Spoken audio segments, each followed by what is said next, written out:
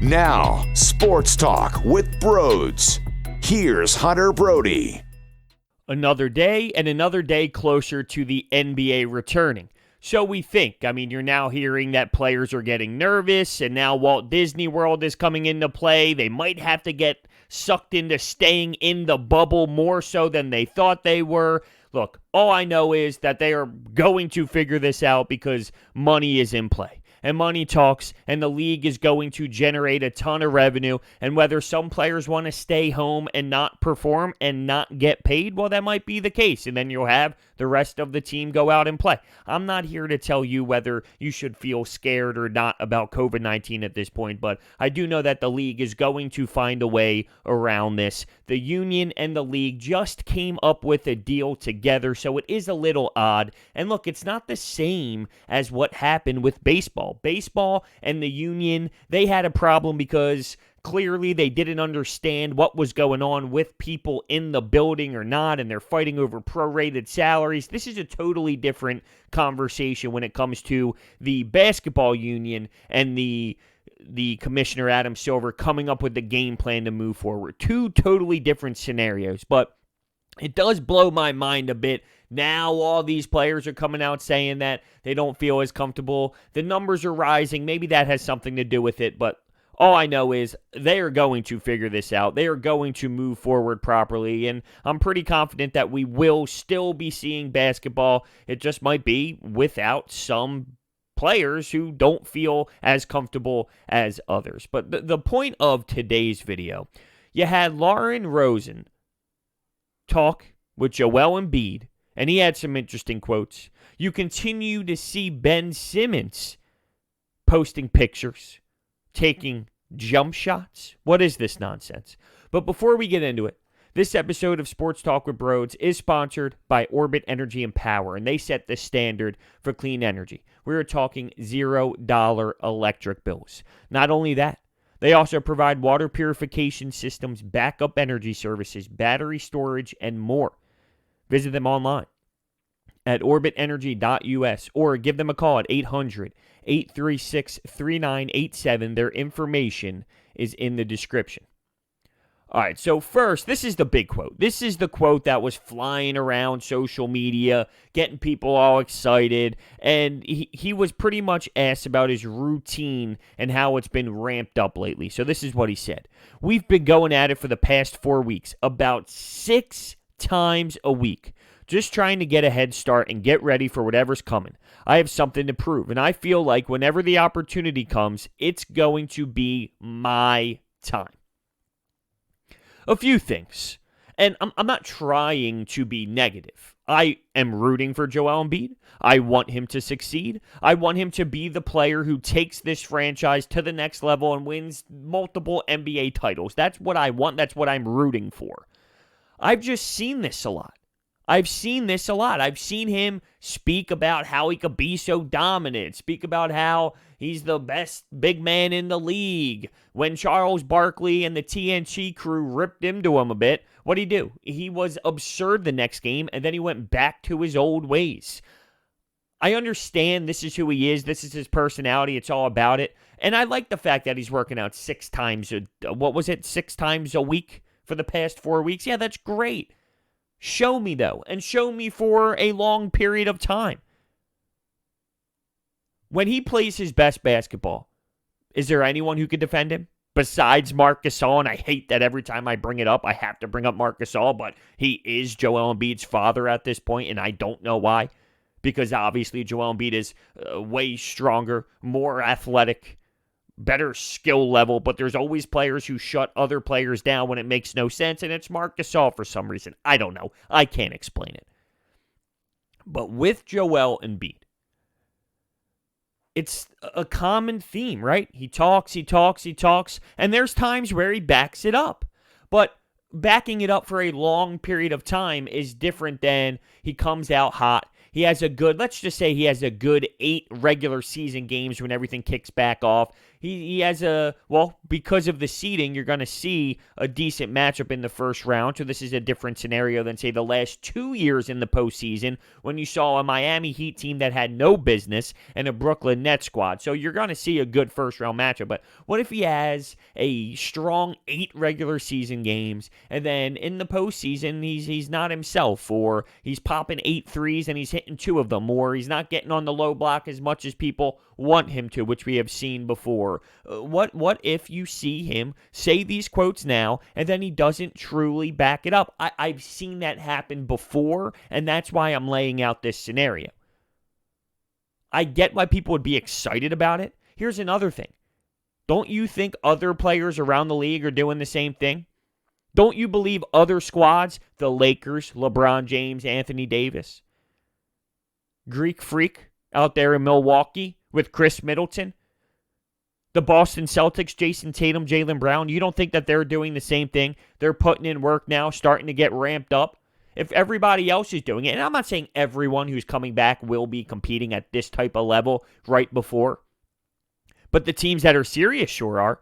I saw reports saying that LeBron during this whole quarantine would work in a player over to wherever he was shooting basketballs, and he would be working in specific teammates to kind of continue some sort of practice. And if that is true, and if that is the case, yeah, I mean, he's been doing it for a long time. I'm not trying to look down on his quotes. We've just seen Joel enough to know this is who he is. This is the beauty of his personality. I get it. I'm embracing it. But I'm not going to get all sucked in and claim, oh, here we go, baby. Oh, ho, ho, I'm ready to see this. Show it to me. Show it to me. We know he's capable of doing it. But can he keep it together? Can he consistently do it? Night after night after night. Why does it have to take the TNT crew to inspire him to play that way? Prove me wrong. That's all. Just prove me wrong. And here's something also. He finished it with, it's going to be my time. And in basketball, there's always a player who dominates, and there's that one guy, and it's a different game compared to, say, hockey, where you need a lot of players, right? You can't just literally dominate a game in hockey like you do basketball. It's just 2 different styles. I'm not saying Sidney Crosby can't score 4 goals one night and that's the reason why the team wins. Of course, that can be the case, but it's obvious if you know sports that a LeBron, a Joel Embiid, a Kevin Durant, a Steph Curry, a James Harden, you name it, they dominate differently than in the sport of hockey. And same with baseball, right? I mean, it's just a different sport. So I understand that, but he said it's going to be my time. I'm not saying that's the wrong way to approach it, but here's the other side of things. Our time. The 76ers time. It's going to be the 76ers time. How come that's not the answer? Us. We. Together. You need someone to have the mentality. Michael Jordan probably would say, oh, this is my time too, right? LeBron James probably says it too, right? Oh, it's my time. This is my time. What's he say? 0 dark 30 mode when LeBron goes for the playoffs and he stays off of social media. So I get it. But it's always that way with him, I feel. Always. I'm the best big man. I'm going to be doing this. I'm going to dominate. How about it's the Sixers time? That's all. Maybe I'm nitpicking a little bit. I feel I don't go with the general vibe with some of these quotes. Because I know that there's a lot of Sixers fans who read this and they're like, all right, baby. I'm ready for the postseason. I'm ready for basketball return. We got our big man who's working 6 days a week for the last 4 weeks. He's ready to compete. He's going to start to really control the games. And you might be right. But you can't just throw away everything that we've seen over the last couple years when it comes to him talking and then him having a good game or him having a good week, and then it just goes back into his hands being on his knees, huffing and puffing. You saw the video of Jokic over the last couple days? He slimmed down big time. Do you think Joel Embiid will look like that? I hope so. If he does, that would be fantastic, right? That would be shocking. Then you could maybe be a little bit more juiced up about it. Whoa, look at Joel. He looks completely different. If he looks the same, though, I've talked about this before. Joel Embiid, to me, it is what it is.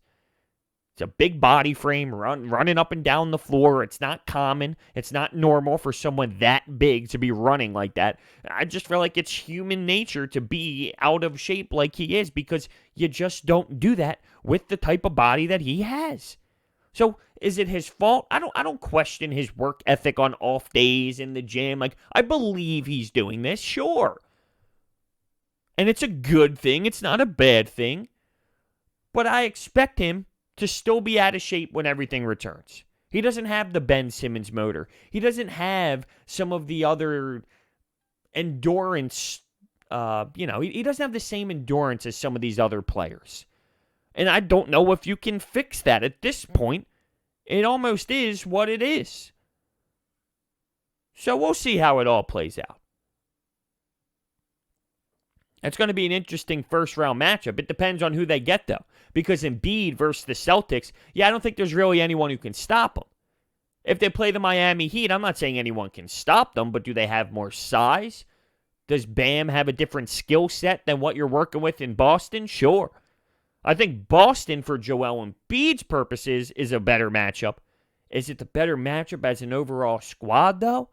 I don't know if I can go that way. I'd rather see, from a fan's perspective, I'd rather see the Celtics because I don't want to shy away from the biggest rival. I want to see them. I want to beat them. I want to knock them out in the first round of playoffs. But if I'm looking at it in another way, I wouldn't mind seeing the Heat first and then seeing the Bucks in the second round. I wouldn't be opposed to that either.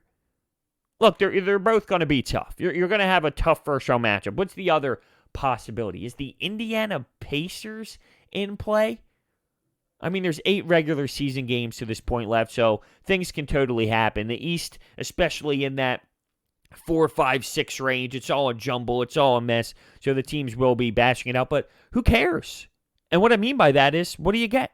What's the home court advantage? Being able to lay certain tiles down on the floor? Tiles, what am I saying? Logos? Certain logos on the floor? We haven't heard anything about those rules they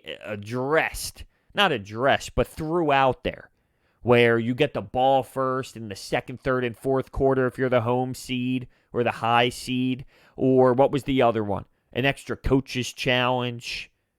One player can get 7 fouls. I asked Keith Smith of Yahoo Sports about that on 97.3 ESPN this week, and he said that there was a bit of a pushback from people involved around the league. They didn't really like that, and I felt the same way. You're almost trying to make the game gimmicky at that point. I understand valuing a high seed, but you can't start throwing around extra rules and things like that. That's nonsense. Right now you're changing the game itself, and I think that that's just silly. So moving on to another quote by Joel Embiid. This is about the All-Star will aim to capitalize on the momentum he was building prior to the hiatus. Here's his quote. I felt like before the season got shut down, I was on that path, especially after the All-Star game. My mentality completely changed. First part of the season wasn't up to my standard, not even close. I was on the path of changing it all. Go out and make it happen. Now, he's not wrong. After the All-Star break was different. Why was it different? Because of no Ben Simmons. Without Ben Simmons on the floor, he's going to get the ball more. He's going to be running the action more. These sets are going to go to him in the post. It's going to go to him kicking out for 3, or maybe even doing a little Euro step. Of course his game changed. You're taking away your primary ball handler and Ben Simmons. You're going to get the ball more. So I don't relate that to. And once again, I'm not trying to be negative, but it's just looking at it logically. Yes, your numbers went up. But yes, you took away an all-star on your team, so your numbers are going to go up. When the postseason comes back, when the NBA comes back, you're going to have Ben Simmons. So he said his first part of the season was not up to his standard, not even close. Well, you're going to have to play with that same roster as you did in the early season when you weren't happy with yourself when it matters the most. So you're going to have to figure it out. You're going to have to adapt. You're going to have to find a way to properly play with other players who are going to need the ball more. Ben, Tobias. Who knows when Al Horford's going to be in the mix, but you also got Shake Milton, Josh Richardson. You're going to have to find a way. And is Joel Embiid the most dominant player that they have? Yeah, probably. I mean, I don't want to go down this road, but if you ask me who needs to be their very, very best to win a championship, or if you had to choose one over the other, I'm a Ben Simmons guy. I'm a Ben Simmons guy over a Joel Embiid guy because his unique skill set is insane. I've been down that road, though, and I don't feel like doing it in this very moment. But, yes, Joel Embiid can be this insane dominant force. And right now in their careers, Joel Embiid is more dominant and can take control more so in the postseason. Will he maybe get more touches than the regular season? Maybe, because it's a slower game. Regular season hoops, it's up and down, fast break, running down the court, the open floor. You don't get that as much. So you might take advantage of that center matchup that you got more in the postseason than any other regular season game. So maybe it doesn't relate. Maybe what happened early in the year, maybe it doesn't relate because you slow it down. It's dribble by dribble, possession by possession, half court set for the most part. We'll see. We'll see. That's the saying of the day of the podcast. We will see. I just think about it a little bit, and I'm not annoyed by it. I'm not bothered by it. I get it. What is he supposed to say in these moments? Maybe it's the reaction to it that gets under my skin a bit. And it's part of being a fan. Getting sucked in. Loving it, right? Getting amped up. Thinking about what Joel can be. And he can be one of those players where it's wow. Wow. Think about Game 3 last year, Toronto Raptors, Sixers at the Wells Fargo Center. You went, wow. So I get it. I just can't take everything from face value. Show me. Prove it to me. I've seen you say so many comments before, Joel. Back it up. Legitimately. Back it up. Because he's been frustrating. He's underachieved. This year, it's been, By the way, he talked about past All-Star break. There wasn't many games. It wasn't as if he went on a 20-game stretch after the All-Star break and just went absurd. It's a handful of games. Last year, he left the floor Game 7 crying. After we stopped crying, we said, all right, maybe this is a good thing. Maybe they can take this, bottle it up, and move forward, and let it eat them alive. And I just don't know if it did to the extent that we expected it to. And that kind of relates here to the last quote I want to get to from Joel. And this is about watching The Last Dance documentary. I did watch it. It was interesting. I saw a lot of similarities, and a lot of people have told me that. I'm always quiet about it, but I kind of saw that there's a lot of similarities, and I can also be that guy. I just need to keep putting in the work, and that's what I've been doing. It was a great documentary, and I enjoyed it. I don't see any similarities between Joel Embiid and Michael Jordan.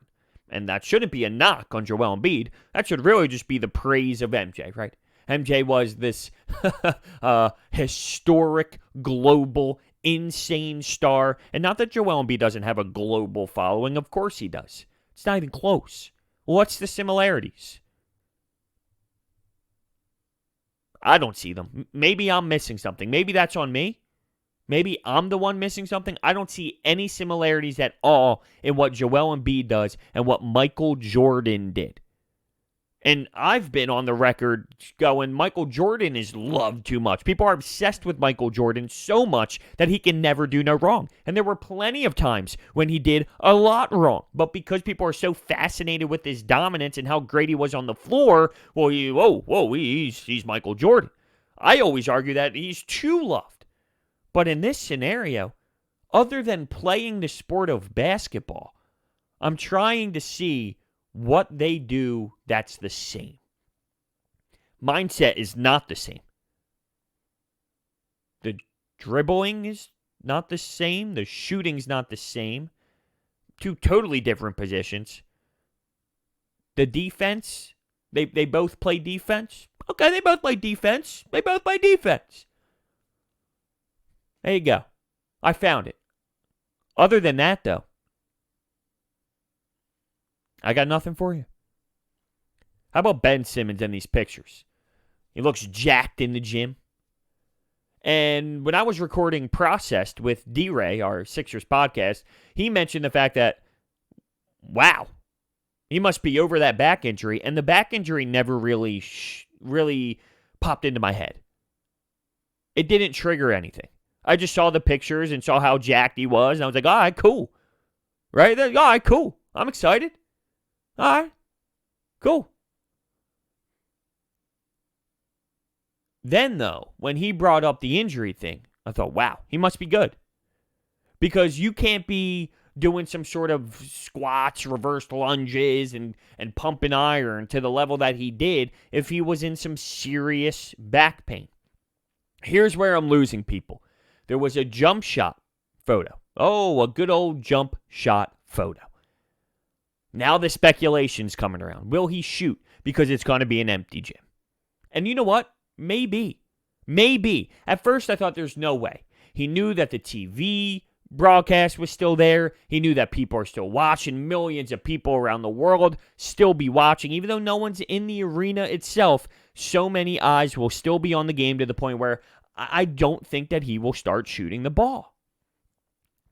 I slept on that thought, though. And I slept on it, and I slept on it. And now I'm at the point where his body might be so naturally in the game in an empty arena where he might feel comfortable because in all these 5-on-5 gym videos in the summer, that's where he is. He's in this empty arena, empty gym, nobody around. And during an NBA game, you don't have time to think. You don't have time to really process all the little things outside of what's actually happening in the game. Your instincts just take over. So if his instincts in a 5-on-5 game in the middle of July where nobody's around is to shoot jump shots, there just might be a chance that that is going to happen. Now, I promise you, I am not believing it until I see it, but I'm just trying to think, is it even a little bit possible? And there might be a tiny percent based off of what I just said, but I am not believing a damn thing until I see it because I got sucked in the last 3 or 4 summers looking at what he was doing, adding to his game, thinking it would turn out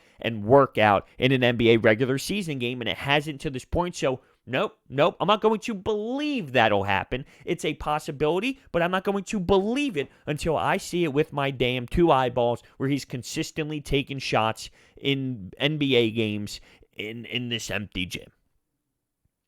Won't do it. Very frustrating. I get it. I won't get sucked in. Now, he did beef up. And it seems like maybe defensively that's going to help him big time. I picture him perimeter defense. I picture him maybe on the block defending a 4 position, or hell, I've seen him even defend 5s. And he's so bulked up that I'm intrigued to see what he can do on the defensive side of the floor based off of how much that he kind of got bigger up top. I mean, he was a lethal defender, and Defensive Player of the Year could have been up there, but it looks like he's going to get screwed. Maybe he took that to heart. I think you're going to see defensively a whole nother Ben. And it's different because with Joel, the conditioning and all that's a problem. With Ben, it's never even a concern. Never. He'll give you the 40. He'll give you the 40, and he'll give you the hard 40 on both sides of the floor. I did question, though, beefing up like this. Will it hurt his offensive game? Could it almost be you're too jacked for basketball? And, well, you don't shoot, so is it going to mess up his form? No, not really. Maybe when he's in the post on the low block and he does that turnaround hook shot kind of. It's not so much a hook shot, but it's more like a floater. Maybe he's so beefed up he throws it 5 feet over the rim and it ends up airballing and going into the, I was going to say stands, but rolling against the gym wall and someone has to go get it. I doubt it's going to mess him up to that level. If the only thing that happens out of him beefing up is his defensive intensity gets even meaner, well, that's kind of the way that I think it'll go down. real quickly, I'll end with this because Joel Embiid was asked about the $500,000 that he pledged to COVID-19, and it just sparked everything that happened with Josh Harris when all of this broke. He wasn't going to pay people their money, and now you're hearing he wants to buy the Mets. Okay. This guy is, you know what? He's a hate the face. He's on my hate the face list. I can't stand him. I don't think he results in winning. I don't like the way he operates. I don't like his personality. I think you need to have some sort of competitive fire in you if you're going to be a sports team owner. It's all about making money. Let's be real. It's easy for us to sit here and say, you need to care about winning if you're an owner. I think that's a great trait. I think that's a trait that helps you succeed, but I don't think you need it. You just might not be as successful as other owners, but the point of it is to make money from their standpoint. It would be nice, though, to have a little bit of fire in you when it comes to winning and being competitive. I don't see it in him, and that's why it annoys me. And now you're hearing regional network stuff, a super regional network, New York teams, Mets, Devils, Sixers. What is going on here? Please tell me that this isn't really going to happen.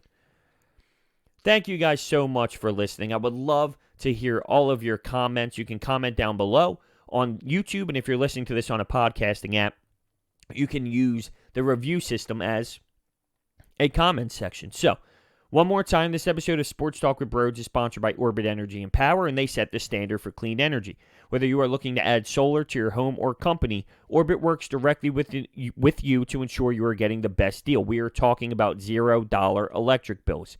Their team has over 20 years of experience, including working on Lincoln Financial Field. That's not all. Orbit also provides water purification systems, backup energy services, battery storage, and more. So visit them online at orbitenergy.us or give them a call at 800-836-3987. Thank you so much for listening, and I will see you next time.